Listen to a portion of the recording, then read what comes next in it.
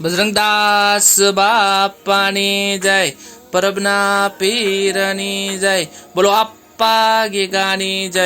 તો સૌરાષ્ટ્રના પાવન યાત્રાધામ બગદાણાની અંદર ધામધૂમથી ગુરુ પૂર્ણિમા મહોત્સવ 2024 ઉજવવામાં આવ્યો, જેની અંદર લાખો લોકોની ભીડ ઉમટી પડી, જેની જે થોડીક ક્ષણો છે એ તમારા સુધી પહોંચાડવાનો પ્રયત્ન કરીશ। જેમાં હજારોની સંખ્યામાં જે લોકો આવ્યા એમની માટે ભોજનની જે સુવિધા કરવામાં આવી એની આ તસવીરો તમે સ્ક્રીન ઉપર જોઈ રહ્યા છો।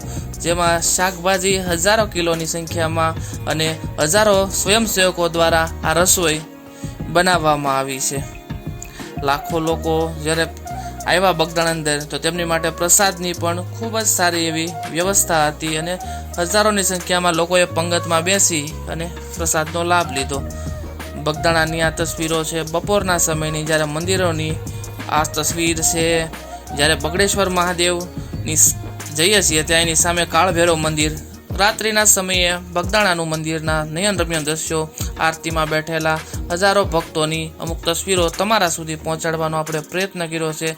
તો બગદાણાની અંદર જ્યાં સુંદર નયનરમ્ય દ્રશ્યો જોવા મળ્યા અને લોકોની જે અપાર શ્રદ્ધા છે એની તો શું વાત કરવી। હજારોની સંખ્યામાં લોકોએ પ્રસાદ લીધો, તેમજ ગુજરાતના મુખ્યમંત્રી ભૂપેન્દ્ર પટેલ સાહેબ પણ આ બગદાણાની અંદર ગુરુ પૂર્ણિમા મહોત્સવમાં હાજર રહ્યા હતા। બાપાના દર્શન કર્યા, આશીર્વાદ લીધા અને ત્યારબાદ સંબોધન પણ કર્યું હતું।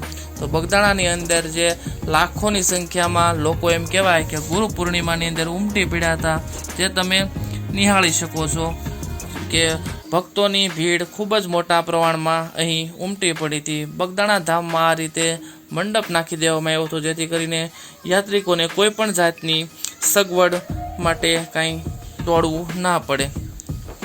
ત્યારબાદ રાત્રિના સમયનો ખૂબ જ સુંદર મજાનો નજારો અને ત્યારબાદ જે સવારને પોરમાં જે ધ્વજ ચડાવવામાં આવ્યો હતો બગદાણાના ગેટ પાસે, તમને લાંબો એક લોખંડનો જે બિંબ દેખાય છે એની પર જે ધ્વજરોહણ કરવામાં આવ્યું હતું એનો પણ અદ્ભુત નજારો જોવા મળ્યો હતો। તો આ નજારો તમને જો સારો લાગે તો કોમેન્ટમાં બાપા સીતારામ લખી દેજો। બાકી સુંદર મજાના નયનરમ્ય દ્રશ્યો બગદાણાની અંદર શ્રદ્ધાના દ્રશ્યો જોવા મળ્યા હતા। લાખો હરિભક્તો બગદાણા બાપાના દર્શન કરવા માટે ગુરુ પૂનમની અંદર બાપાને રીઝવવા માટે બગદાણાની અંદર આવી ગયા હતા। તો ધ્વજવંદન જે થયો ત્યારબાદ સુંદર મજાનો જ્યાં તમે લોકેશન જોઈ રહ્યા છો, ખૂબ જ સુંદર મજાનું દ્રશ્ય અહીં જોવા મળ્યું હતું।